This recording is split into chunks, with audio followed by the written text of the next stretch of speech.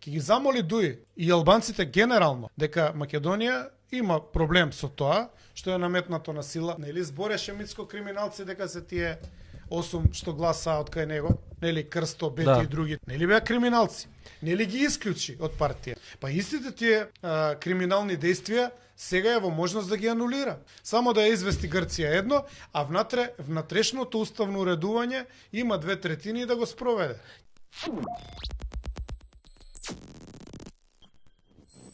Прошливе 30 години македонска политика, сите кои што беа на некој начин донесени од нивните претходници на политичкава сцена, сите завршија, односите помеѓу тие личности завршија исто, се скараа, не комуницираат и се откажаа од, условно кажано, политичкиот татко. Така да, сега, они што велиш дали би сакале да признаат или да не признаат дека се луѓе на Никола Груевски, ја можам да кажам дека, например, Александар Николовски беше испратен во Брисел долго време од Никола Груевски да ја представува Македонија. Беше пратеник во 3 мандати во време на Никола Груевски. Беше измисли него Груев. Па, беше председател на УМС 2008, мислам дека стана. Груев го воведе тоа фамозно бирање на председатели на подмладокот на конкурс и така го избра. Да. Он дојде нели таму, тазе дојде на Скопје, беше од Охридската околија. Да. И го избра тогаш. Да. Тимчо Муцунски, еве го гледам, тука ги гледам по список. Тимчо Муцунски беше министер у времето на Никола Груевски за информатичко општество, мислам дека и администрација. Баш сеќа. Или заменик беше. Мислам дека сега ќе проверам. Сега ќе проверам во меѓувреме Кендо исто така беше министер за транспорт и врски. Кендо имаше 10 функции у време на Груевски. Беше и државен секретар у МНР, мислам, после беше и што беше заменик министер, па после министер за транспорт. Бе заменик министер за информатичко општество бил Муцунски во влада на Никола Груевски. Што ја не мислам дека е лошо. Значи да од старт да кажам, не мислам дека е лошо. Не мислам дека е тоа лошо за нив. Сега, кој како гледа на работите. Сигурно не е лошо. За нив не е лошо ичмрата. Функционерска работа веќе у Македонија станува мощна лукративна работа. Добро платена. Многу пари си имаат. Многу добро платена и плюс од згора на тоа привилегии од секаков тип. Не била политиката во Македонија никош така. Ја види, не би имал против да зимаат големи плати доколку се покажат усработеното. Мислам дека и никој од гледачите не би имал против тоа. Да имаат резултати. Љупчо Димовски, мислам дека исто така беше за некој заменик министер за земјоделие во влада на Никола Груевски. Така да чекај, како е представена владата, како новите кадри на види, таа е сликата која што се сака да се представи, нели, он нови кадри, нови лица, нови луѓе. Имаше како нови луѓе, има луѓе од нив што се по 20 години функционери, без разлика што 7 години беше у опозиција ВМРО-то, они си беа или пратеници или у локални самоуправи или комбинирано и плюс што беа у врвот на партијата. Така што практично немаат дисконтинуитет ни еден ден од функционер. Рецимо Антонио е функционер непрекинат од 2006. Да, се замени подпредседател на собранието. Сега му е гарантирано 22 години функционер, што веќе влегува во компетиција со Зинго Андов и другите. И Александар Николовски мислам дека ова е подолго време, мислам, од него. Мислам дека е подолго. Не сум сигурен, можеби за некој година, две, можда не е од 2006 до 2008 Александар Николовски. Ама така, нови кадри што имаат по 20 години функционерски стаж. Да. Зашто? Ама окей. Тоа е окей. Значи имаш 20 години функционерски стаж. Но можеш ли нешто од тие 20 години да издвоиш како диференција специфика? Како конкретно достигнување, нели на пример на запад кога ќе предложат некој закон, па викаат законот на тој и тој допринел за, не знам, за образование или за нешто. Или мерка тај Маршалов план, Значи, Мекарти. се става име на тој што го предлага. Што можеме за овие двајца како нели било какво достигнување, освен тоа што им тече стаж плата се разбира функционерска и привилегии по 20 години. Што можеме да издвоиме дека тие луѓе нешто конкретно направиле за општество?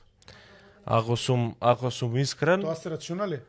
мислам дека луѓе вработени од семејство. Ако сум искрен, мислам дека кариерата на Антонио Милошовски ја одбележа добивањето на Хашката пресуда, која што мислам дека пред се правниот тим од правниот факултет Јустинијан I, они мислам дека ја одработеа у голема мера на чело со професорот Тони Десковски. Да. Па Тони Десковски ја го зачленив во ВМРО. Што збориш? Кај мене има подпишено присуство. Тони Десковски е член на ВМРО. А сопругата беше министерка за правда. Таа стратегија, брат. Рената Десковска. Што е сигурно? Да. Добро, интересна ексклузива. Позната оваа информација. Добро, и Тони Десковски и он беше близок сите тие години до Грујо, додека Грујо беше премиер. И практички кој што гледаш преку таа активност во Меѓународниот суд на правдата, формулирањето на тезите, мислам дека он ги тераше тие работи. И еве зашто сега Тони Десковски не се појави. За мене, да речеме, енигма зашто он не коментираше промената на името, зашто не се спротивстави на тоа. Бидејќи помогна во тимот кој што ја бранеше Република Македонија, односно нашето право во рамките на меѓународното јавно право, дека можеме да го сочуваме, односно се наречеме како што ние мислиме. Не само што извини, не само што не реагираше тогашка, туку го премолче фактот што неговата сопруга, професорката Рената Десковска, во суштина ја спроведе правно промената на името, затоа што мислам дека Министерството за правда ги пишуваше уставните измени, значи го пишуваше и брешењето на основи, сите тие делови, ги пишуваше лично, дали била министерката или незиниот правен тим, мислам дека Рената Десковска беше и сите законски измени понатака ги пишува они. Десковски за ОКТА, да, арбитражата, ама и сега како го објаснуваш ти тоа маж и жена, едниот за СДС, другиот за ВМРО, тоа е нешто као добра семејна стратегија, увек да се на власт. Па види, има и друга сега стратегија која што се спроведува секојаш да бидеш на власта, тоа е овие побегуливе познам, овие побегуливе повлен. Тие се да, секојаш на власт. Ти Изет Меджити, значи го надмина Дуи во функционирањето како дел од власта, затоа што Изет Меджити имаше мандат за пратеник од редовите на Дуи до 9 мај. До 8 мај, нели, кога беше вториот круг од изборите. Изет Меджити го продолжи мандатот како пратеник, како представник на Влен. Да.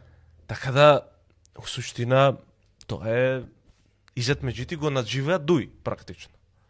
Немаше таква ситуација во Знам, но знаеме дека 80.000 членови на СДСМ буквално се евакуираа, зема појасот за спасување, наречен Максим Димитриевски Знам.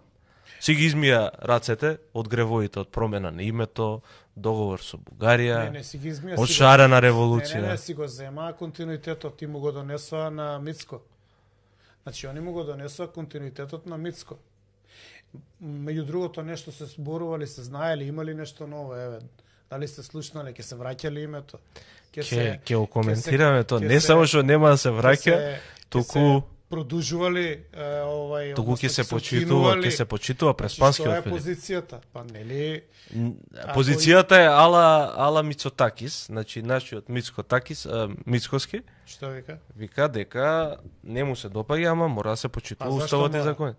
Па сега зашто мора? Ја направив една добра споредба, мислам дека на Facebook за тоа. Значи, мала дигресија. Не му се допаѓаше составот на владата, така? Да. Му требаше, рецимо, за Борко Министерство за спорт, пошто се блиски, нели? Да го части Министерство.